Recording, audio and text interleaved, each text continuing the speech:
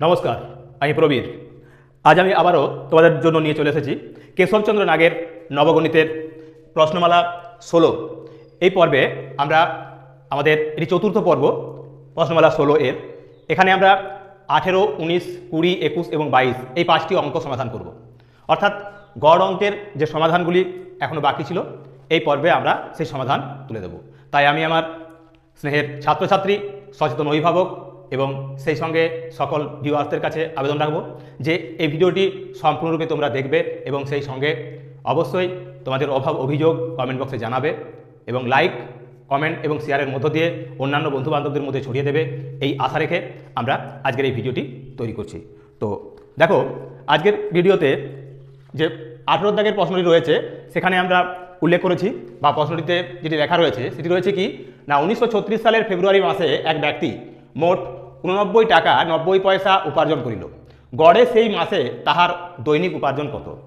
তাহলে এক্ষেত্রে আমরা কি দেখতে পাচ্ছি না, বলেছে 1936 সালের ফেব্রুয়ারি মাসে এক ব্যক্তি মোট 89 টাকা 90 পয়সা উপার্জন করেছে। তাহলে আমাদের প্রথমে দেখতে হবে যে 1936 সালটা ফেব্রুয়ারি মাস কত দিনের। কারণ আমরা জানি যে ফেব্রুয়ারি মাস হয় 28 অথবা 29 দিনের মাস।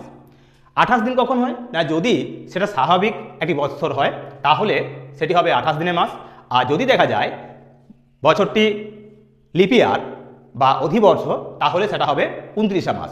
তো সেই কারণে আমরা প্রথমে দেখব এই 1936 সালটা কি বৎসর, অর্থাৎ স্বাভাবিক বৎসর নাকি অধিবর্ষ। তাহলে এই 1996-কে এই 1936 সালকে প্রথমে আমরা 4 দিয়ে ভাগ করব।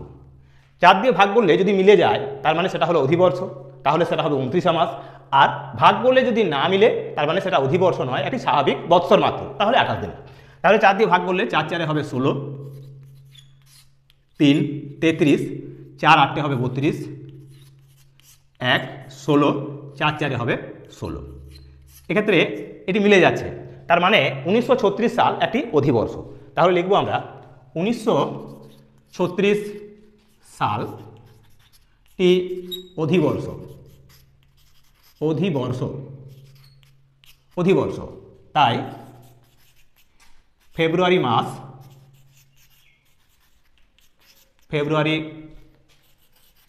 মাস হবে 29 দিনের।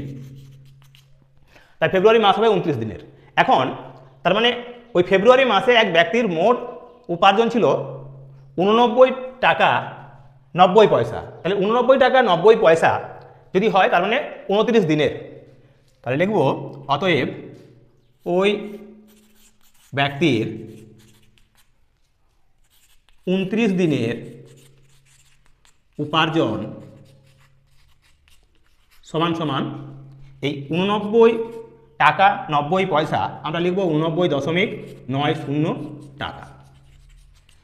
এটা হলো 29 দিনের ওই ব্যক্তির উপার্জন। এখন গড়ে সেই মাসে তাহার দৈনিক উপার্জন চাওয়া হয়েছে, তার মানে প্রতিদিনের তার মজুরি। সেক্ষেত্রে একদিনের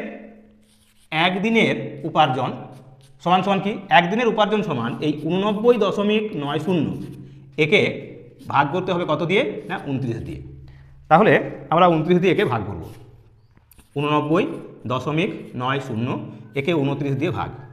তার মানে এক্ষেত্রে 3 দিয়ে যাচ্ছে, 3 9 27, 3 2 6 7 8, 7 কয় দাও 9, 2 দাও 9, দশমিক আছে বসিয়ে দিলাম, 9 নেমে গেল, 29 একে 29, 0 নামলো, 0 ভাগ হলে খেয়ে গেল, সমান সমান হবে কত তাহলে না 3.10 টাকা। এখানে তাহলে চাওয়া হয়েছিল গড়ে সেই মাসে তাহার দৈনিক উপার্জন কত। তাহলে আমরা উত্তরটা লিখব এভাবে, অতএব গড়ে দৈনিক ওই ব্যক্তির উপার্জন সমান 3 টাকা 10 পয়সা। তো এইভাবে আমরা আমাদের এই 18 দাগের অঙ্কের সমাধান করতে পারি। অর্থাৎ আমরা আমাদের এই গড় অঙ্কের এই চতুর্থ পর্বে যে 5টি অঙ্ক রয়েছে তার প্রথম অঙ্কটি আমরা তোমাদের করে দিলাম। এইরকমই গুরুত্বপূর্ণ বাকি যে 4টি অঙ্ক রয়েছে সেগুলিও খুবই গুরুত্বপূর্ণ। তো সেগুলি তোমরা ভালো করে লক্ষ্য করো, আমি কিভাবে এই অঙ্কগুলি তোমাদের সমাধান করে দিচ্ছি। আগামী দিনে যাতে তোমরা একবার এই ভিডিওটা দেখলেই সম্পূর্ণ অঙ্কগুলোই করতে পারো, তার জন্য অবশ্যই সম্পূর্ণ ভিডিওটা দেখো এবং ভালো লাগলে অবশ্যই লাইক, কমেন্ট এবং শেয়ারের মধ্য দিয়ে অন্যান্য বন্ধুবান্ধবদের মধ্যে ছড়িয়ে দাও। তো চলো এবার আমরা চলে যাবো আমাদের 19-এর দাগের অঙ্কে। দেখো এবার 19-এর দাগের অঙ্ক।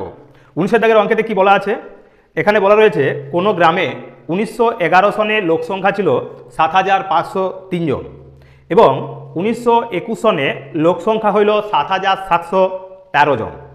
ওই গ্রামে বৎসরে গড়ে লোক সংখ্যা কত বাড়িল? গ্রামে, তাহলে ওই গ্রামে বৎসরে গড়ে লোক সংখ্যা কত বাড়িল?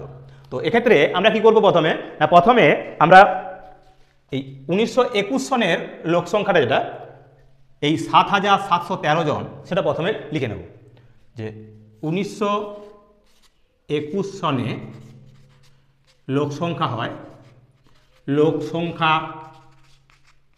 হয় সমান সমান 7713 জন। আর 1911 সনে লোক সংখ্যা ছিল কত ছিল না 7503 জন। এখন এই 1921 এবং 1911 এই সন বা সালের মধ্যে তফাৎ হলো কত না 10 বৎসর। তাহলে 10 বৎসরে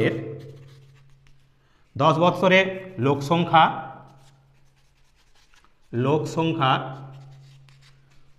বাড়লো, 10 বৎসরে লোক সংখ্যা বাড়লো কত, 3 3 মিলে গেল 0, বিয়োগ দিচ্ছি। এখন 0 কয় দাও 1, 1 দাও, 5 কয় দাও 7, 2 দাও, কত হলো না 210 জন।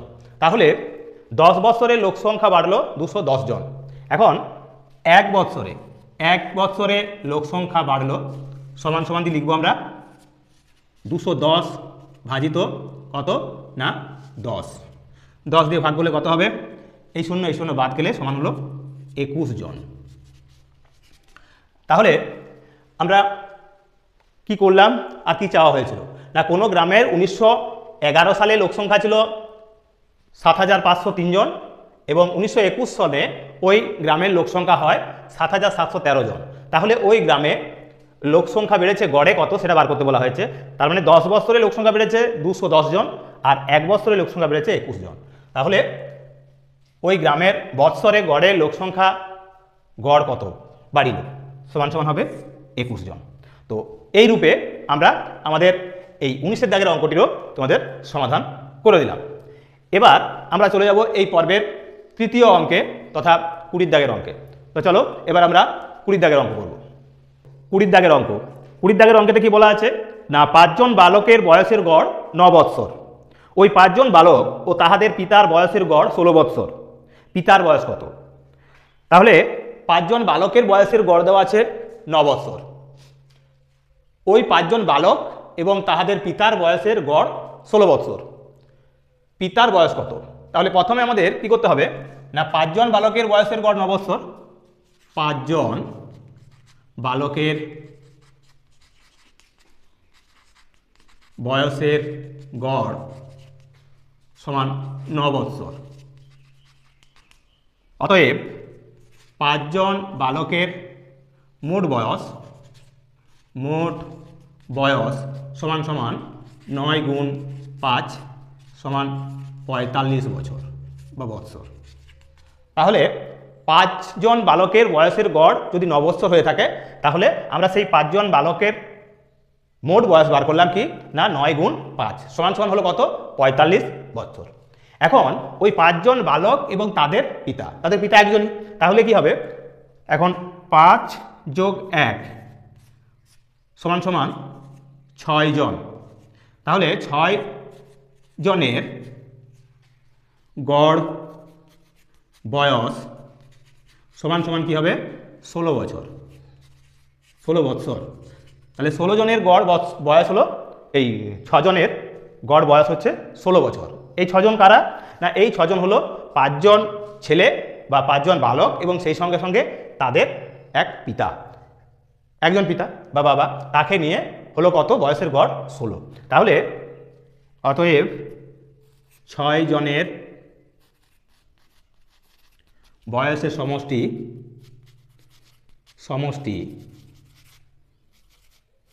সমান সমান লিখতে পারি আমরা 16 গুণ 6 সমান 96 বৎসর। তাহলে 6 জনের বয়সের গড় ছিল 16, তাহলে 6 জনের মোট বয়স হলো 16কে আমরা 6 দিয়ে গুণ করে পেলাম 96 বৎসর। এই 96 বৎসরের মধ্যে আছে কে না, আছে এক পিতা এবং 5 জন বালক। এখানে 5 জন বালকের বয়স আমরা আগেই পেয়ে গেছি কত না 45 বৎসর। তাহলে কি চাওয়া হয়েছে না পিতার বয়স কত। এই 96 জনের মধ্যে আছে পিতা এবং 5 বালকের, তাহলে লিখব অতএব পিতার বয়স সমান সমান লিখব এই 96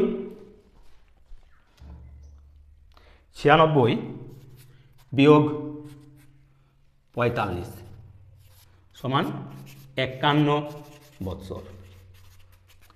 তাহলে এই 20 দাগের অঙ্কের সমাধানে আমরা পেলাম যে পিতার বয়স সমান 96 বিয়োগ 45 সমান 51 বৎসর। তাহলে এই অঙ্কটার ক্ষেত্রে আমরা কি করলাম, প্রথমে 5 জন বালকের বয়সের গড় দেওয়া ছিল, আমরা সেখান থেকে তাদের মোট বয়স বার করেছি কত না 45 বৎসর। 9কে 5 দিয়ে গুণ করে পেলাম 45 বৎসর। আর পরবর্তী ক্ষেত্রে দেখানো হয়েছিল যে ওই 5 বালক এবং তার পিতা অর্থাৎ মোট 6 জন, তাহলে 5 যোগ 1 সমান 6 জন, 6 জনের বয়সের গড় ছিল কত 16 বছর। তাহলে সেই 6 জনের মোট বয়স বা বয়সের সমষ্টি সমান 16 গুণিত 6 সমান 96 বছর, যেখানে ছিল পিতা এবং 5 বালকের বয়স। এবার পিতার বয়স সমান সমান এই 96 থেকে আমরা বালকের বয়স অর্থাৎ 5 জন বালকের বয়স বাদ দিয়েছি, পেলাম কত না 51 বৎসর। তাহলে এক্ষেত্রে আমরা এই অঙ্কের সমাধানে পেলাম যে পিতার বয়স সমান সমান 51 বছর। তো এরকমই গুরুত্বপূর্ণ বাকি যে দুটি অঙ্ক রয়েছে সম্পূর্ণ ভিডিওটা দেখলেই তোমরা দেখতে পারবে এবং একবারের চেষ্টাতেই একবার দেখলেই অঙ্কগুলো যথারীতি সমাধান করতে পারবে। তো চলো বাকি দুটি অঙ্ক আমরা চটপট সেরে নিই। তো চলো, তো দেখো এবার আমরা চলে এসেছি আমাদের 21 দাগের অঙ্কে। 21 দাগের অঙ্কে দেখি বলা রয়েছে না 20 জন মজুরের মধ্যে 12 জনের প্রত্যেককে মাসে 30 টাকা 10 পয়সা করিয়া এবং অবশিষ্টের প্রত্যেককে মাসে 25 টাকা করিয়া উপার্জন করিল, তাহাদের প্রত্যেকের গড়ে মাসিক উপার্জন কত। তাহলে 20 জনের মধ্যে প্রথম 12 জনের বলা হয়েছে 30 টাকা 10 পয়সা করে উপার্জন, আর অবশিষ্ট যে যজন থাকছে তাদের অবশিষ্টের প্রত্যেকের মাসে বলা আছে 25 টাকা করে উপার্জন করে, তাহলে তাদের প্রত্যেকের গড়ে মাসিক উপার্জন কত। তো তাহলে আমরা কি করব এখন না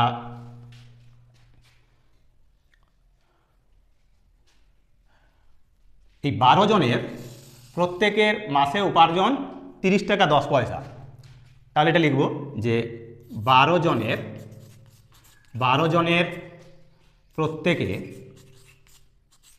প্রত্যেকে মাসে 30.10 টাকা উপার্জন করে। এটাই 12 জনের প্রত্যেকে মাসে 30.10 টাকা মানে 30 টাকা 10 পয়সা করে উপার্জন করে। অতএব এই 12 জনে মোট এক মাসে উপার্জন করে সমান 30.10 গুণ 12 সমান সমান আমরা লিখতে পারি 12 0 0 12 1 কে 12 2 হাতে রইল 1 12 0 0 হাতের 1 নেমে গেল 12 3 হলো 36, কটার পর দশমিক দুটোর পর দশমিক, তাই দুটোর পরে এখানে আমরা দশমিক দেবো, অর্থাৎ 361 টাকা 20 পয়সা, 361 টাকা 20 পয়সা বা 361.20 টাকা। এই টাকাটা কি হলো না এই 12 জন মোট এই টাকাটা উপার্জন করবে। এবার বাকি কজন আছে, মোট মজুর ছিল কতজন 20 জন, তাহলে অতএব বাকি মজুর সংখ্যা সমান সমান 20 বিয়োগ 12 জন সমান 8 জন। এবার এখানে বলা আছে কি না অবশিষ্টের প্রত্যেকে মাসে 25 টাকা করে উপার্জন করে, তার মানে এই 8 জনের প্রত্যেকে উপার্জন করে কত না, প্রত্যেকে উপার্জন করে কত না 25 টাকা। তাহলে অতএব বাকি 8 জনে মোট উপার্জন করবে সমান সমান 25 গুণ 8 সমান 200 টাকা। তাহলে 8 জনে উপার্জন করছে মোট উপার্জন 200 টাকা, আর 12 জনে মোট উপার্জন করেছে 361.20 টাকা। তাহলে 20 জনের মোট উপার্জন কত হলো? অতএব 20 জনের মোট উপার্জন সমান সমান দিয়ে লিখতে পারি আমরা 361.20 যোগ 200 সমান 3 2 5, 561.20 টাকা, 561.20 টাকা এই টাকাটা উপার্জন করবে। তাহলে 561.20 টাকা উপার্জন করে কারা না, এই 20 জন মজুরের মোট উপার্জন। এখন কি চাওয়া হয়েছে, বলছে তাহাদের প্রত্যেকের গড়ে মাসিক উপার্জন কত। তাহলে আমরা এবার বার করব তাদের প্রত্যেকের, অর্থাৎ এই টাকাটা হলো ওই 20 জনের মোট উপার্জন। তাহলে অর্থাৎ 561.20 টাকা 20 জনের উপার্জন, তাহলে একজনের উপার্জন কত। অতএব একজনের এক মাসের গড় উপার্জন সমান সমান 561.20 ভাজিত 20। এবার 20 দিয়ে আমরা ভাগ করব। তো এক্ষেত্রে যদি 20 দিয়ে ভাগ করি কত না 561.20, একে 20 দিয়ে ভাগ করলে কবার যাবে না 20 2 40, 6 4 কয় দাও 5, 1 দাও 5, 1 নামলো, অর্থাৎ এক্ষেত্রে হবে কত না 61, 161, 20 আছে, তাহলে 2 8 16 অর্থাৎ 28, 160, 1 দশমিক এখানে বসে গেল, এক্ষেত্রে 2 নামলো যায় না, ভাগ করলে 0 খাবে, এবার এই 0 নেমে গেল, 120, 20 দিয়ে গেলে কত হচ্ছে 6 20 120, তাহলে মিলে যাচ্ছে অর্থাৎ 120।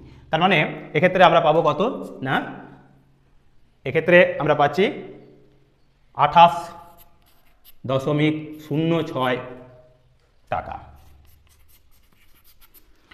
তাহলে আমরা উত্তরটা পেলাম 28 টাকা আর 6 পয়সা। তাহলে আমরা কি করেছি, প্রথমে 12 জনের প্রত্যেকে মাসে যে উপার্জন সেটা দেওয়া ছিল 30 টাকা 10 পয়সা, তাই আমরা সেই 30 টাকা 10 পয়সাকে প্রথমে আমরা কি করলাম না 12 দিয়ে গুণ করেছি, গুণ করে পেয়েছি কত না পেয়েছিলাম এই 361.20 টাকা। এবার আমরা কি করলাম না বাকি যে মজুর সংখ্যা সেটা বার করলাম, বাকি মজুর সংখ্যাটা কত না মোট মজুর সংখ্যা ছিল আমাদের 20 জন, তাই 20 থেকে আমরা কি করেছি না এই 12 জনকে বিয়োগ করেছি, পেয়েছি কত না 8 জন। এবার 8 জনের প্রত্যেকের দৈনিক মজুরি বলা ছিল কত 25 টাকা, 25 টাকা, তাহলে তাদের মোট মজুরি কত 25 × 8 সমান 200 টাকা। এবার তাহলে 20 জনের মোট উপার্জন হলো 361.20 সঙ্গে, অর্থাৎ 361 টাকা 20 পয়সার সঙ্গে আমরা 200 টাকা যোগ করেছি, পেয়েছি 561 টাকা 20 পয়সা। এই উপার্জনটা 20 জনের উপার্জন এক মাসের। তাহলে একজনের এক মাসের গড় উপার্জন কত হবে না 20 দিয়ে ভাগ করেছি, 20 দিয়ে ভাগ করে আমরা দেখলাম কত এলো না 28.06 টাকা বা 28 টাকা 6 পয়সা। তো এইভাবে আমরা আমাদের এই পর্বের যে চতুর্থ অঙ্ক সেটিও সারা করে দিলাম। এবার আমরা যাব আমাদের এই পর্বের শেষ অঙ্কে, তাই তোমরা অবশ্যই শেষ পর্যন্ত ভিডিওটা দেখো, তাহলেই এই জাতীয় যে অঙ্কগুলি রয়েছে তার সমাধান এবং সেই সঙ্গে সঙ্গে কেশবচন্দ্র নাগের যে গড়ের অঙ্কগুলি তার আমরা সমাধান সম্পূর্ণ করে দেব। তো চলো এবার আমরা করব 22-এর অঙ্ক। এবার আমরা এই পর্বের শেষ অঙ্কে এসে পৌঁছে গেছি, অর্থাৎ 22-এর দাগের অঙ্ক। 22-এর দাগের অত্যন্ত গুরুত্বপূর্ণ একটি অঙ্ক রয়েছে, সেই অঙ্কে বা এই 22 দাগের অঙ্কেতে বলা রয়েছে রামের বয়স যখন 4 বছর 7 মাস তখন শ্যামের জন্ম হয়, শ্যামের বয়স যখন 3 বছর 4 মাস তখন হরি জন্মায়, হরির বয়স যখন 5 বছর 2 মাস তখন তাহাদের বয়সের গড় কত। তার মানে আমরা যদি সোজা করে বলি ব্যাপারটা হলো এরকম, হরির বয়স যখন বলা হচ্ছে 5 বছর 2 মাস, তাহলে হরির চেয়ে শ্যাম হলো 3 বছর 4 মাসের বড়, আবার শ্যামের চেয়ে রাম হলো 4 বৎসর 7 মাসের বড়। এই অঙ্কে এই জায়গাটি ধরতে পারলেই অঙ্কটি সম্পন্ন হয়। তাহলে আমরা প্রথমে কি লিখব না হরির বয়স, অর্থাৎ হরির এখন বয়স, হরির বয়স সমান সমান লিখতে পারি কি, হরির বয়স আমরা সমান সমান এখানে লিখব, একটু দূরে করে লিখছি, কত না 5 বৎসর 2 মাস, 5 বৎসর 2 মাস, 5 বৎসর 2 মাস। আর শ্যামের বয়স কত হবে না হরির চেয়ে 3 বছর 4 মাস, তার মানে বেশি। তাহলে এখানে শ্যামের বয়স সমান সমান হবে এই 5 বৎসর 2 মাস, 5 বৎসর 2 মাস যোগ কত বছরের বড়, 3 বছর 4 মাসের বড়, 3 বছর 4 মাসের বড়। মানে জন্মেছে যখন শ্যামের এই হরির জন্ম হলো, হরির জন্ম তখন বলা হচ্ছে কি না শ্যামের বয়স যখন 3 বছর 4 মাস তখন হরি জন্মেছে, তাই এখানে আমরা 5 বছর 2 মাসের সঙ্গে 3 বছর 4 মাস যোগ করে দিলাম, সমান সমান কি পাবো না 4 মাস আর এই 2 মাস অর্থাৎ 6 মাস। তাহলে 6 মাস আর বছর কত, 5 বছর আর এই 3 বছর 8 বছর, তাহলে 8 বছর। তার মানে পেলাম কি না শ্যামের বয়স হলো এখন 8 বছর 6 মাস। এবার রামের বয়স কি হবে না শ্যামের যা বয়স তার থেকে 4 বছর 7 মাসের বড়, কারণ রামের যখন বয়স ছিল 4 বছর 7 মাস তখন শ্যামের জন্ম হয়েছে, তো সেই কারণে আমরা লিখব রামের বয়স সমান সমান এই 8 বছর 6 মাস যেটা শ্যামের বয়স, 8 বছর 6 মাস তার সঙ্গে যোগ হবে কত বড় শ্যামের চেয়ে রাম আরও 4 বছর 7 মাসের বড়, 4 বছর 7 মাসের বড়, তাই 4 বছর আর 7 মাস এক্ষেত্রে যোগ হয়ে যাবে। সমান সমান দিয়ে আমরা লিখতে পারি কত, 7 আর 6 সমান হলো 13 মাস, 13 মাস আর 8 বছর আর এই 4 বছর অর্থাৎ 12 বছর, তাহলে 12 বৎসর। তাহলে রামের বয়স হলো 12 বৎসর 13 মাস, অর্থাৎ 13 বছর 1 মাস। এটা যদি আমরা ভেঙে নিই, তো আমরা না ভেঙেই এরকমভাবেই রাখছি। এখন হরি, শ্যাম এবং রামের এই 3 জনের মোট বয়স, তাহলে লিখব 3 জনের মোট বয়স সমান সমান কত হয়, 13 আর 6 19, 19 20 21, অর্থাৎ 21 মাস, আর 12 8 20, 20 আর 5 হবে 25 বৎসর। তাহলে তাদের 3 জনের মোট বয়স দাঁড়ালো এখন 25 বৎসর 21 মাস। আমরা তাহলে কি বলা ছিল যে তখন তাহাদের বয়সের গড় কত, তার মানে এই সময়ে, তার মানে 3 জনের প্রত্যেকের বয়সের গড় চাইছে, অর্থাৎ 3 জনের। তাহলে বয়সের গড় হবে সমান সমান এই 25 বৎসর 21 মাস ভাজিত 3 দিয়ে ভাগ করলে পাবো কি না 25কে যদি 3 দিয়ে ভাগ করি তাহলে পাই 3 8 24, 3 8 24 অর্থাৎ 8 বৎসর, কিন্তু ছিল 25 বছর, 8 বার চালালে 3 দিয়ে 3 8 24 মানে 1 বছর থাকে, 1 বছর সমান কত মাস, 1 বছর সমান 12 মাস, আর এই 21 মাস আছে, 12 মাস আর 21 মাসে হলো 33 মাস, 33 মাসকে 3 দিয়ে ভাগ করলে হয় 3 11 33, 11 মাস। তাহলে কি পেলাম না প্রত্যেকের গড় বয়স হবে 8 বছর 11 মাস। তো এক্ষেত্রে আমরা অঙ্কটাই কি করলাম না এখানে রামের বয়স বলেছিল কি না রামের যখন জন্ম হচ্ছে, যখন বয়স ওর 4 বছর 7 মাস তখন শ্যামের জন্ম হচ্ছে, অর্থাৎ শ্যামের চেয়ে রাম 4 বছর 7 মাসের বড়। আবার যখন শ্যামের বয়স হচ্ছে 3 বছর 4 মাস তখন হরি জন্মাচ্ছে, অর্থাৎ হরির চেয়ে শ্যাম 4 বছর 3 বছর 4 মাসের বড়। হরির বয়স এখন বলা আছে 5 বছর 2 মাস, তাহলে হরির চেয়ে বড় শ্যামের চেয়ে বড় হলো রাম। কে কত বড় সেটা বার করার জন্য আমরা কি করেছি, প্রথমে হরির বয়স, হরির চেয়ে সবচেয়ে ছোট, তাই হরির বয়স লিখেছি আমরা কত না 5 বছর 2 মাস। এবার শ্যামের বয়স কি না হরির বয়সের চেয়ে কত বছর না এক্ষেত্রে 3 বছর 4 মাস সে বড়। তাহলে এই 5 বছর 2 মাসের সঙ্গে হরির যে বর্তমান বয়স তার সঙ্গে আমরা 3 বছর 4 মাস যোগ করেছি, পেয়েছি 8 বছর 6 মাস। এবার রামের বয়স, রামের বয়সটা কি হবে না, রামের বয়স হচ্ছে শ্যামের বয়সের চেয়ে সে 4 বছর 7 মাসের বড়। 4 বছর 7 মাস আমরা কি করেছি, যোগ করে দিয়েছি কার সঙ্গে না এই শ্যামের বয়সের সঙ্গে। তাহলে 8 বছর 6 মাস যোগ 4 বছর 7 মাস সমান হলো 12 বছর 13 মাস। এবার এই তিনজনের মোট যে বয়স, সেই বয়সটা কি করেছি আমরা না, সেটাকে আমরা যোগ করেছি, পেয়েছি 12 বছর 21 মাস। এখানে মাসটাকে আমরা বছর না করে যেটা পেয়েছি সেটাই লিখে রেখেছি। এবার এক মাসের মানে একজনের অর্থাৎ তিনজনের এটা বয়স, মোট বয়স, তাহলে তাদের বয়সের গড় অর্থাৎ প্রত্যেকের বয়সের গড় হবে কত, সেক্ষেত্রে আমরা 3 দিয়ে ভাগ করেছি। তাই 25 বছর এবং 21 মাস একে ভাগ করে আমরা পেলাম 3 বার চালালে 8 3 24 আর 8 বার গেল। 1 বছর থাকছে, 1 বছর সমান হলো 12 মাস, তার সঙ্গে 21 যোগ করলে হয় 33 মাস। 33 মাসকে 3 দিয়ে ভাগ করলে 3 11 33, তার মানে 8 বছর 11 মাস। তো এইভাবেই আমরা আমাদের এই পর্বটিকে তোমাদের কাছে সম্পূর্ণরূপে সমাধান করে দিলাম। আশা করি তোমরা এই অঙ্কগুলি গুরুত্ব সহকারে দেখবে এবং বুঝতে পারবে, কারণ অঙ্কগুলি অত্যন্ত গুরুত্বপূর্ণ এবং সেই সঙ্গে অত্যন্ত যত্ন সহকারে তোমাদের বুঝিয়ে দেওয়া আছে। তাই তোমাদের কোনো জায়গায় কোনো অভাব থাকার কথা নয়, যদিও তবু যদি কোনো জায়গায় তোমাদের বুঝতে অসুবিধা হয়ে থাকে তাহলে অবশ্যই কমেন্ট বক্সে তোমাদের অভিযোগ জানাবে।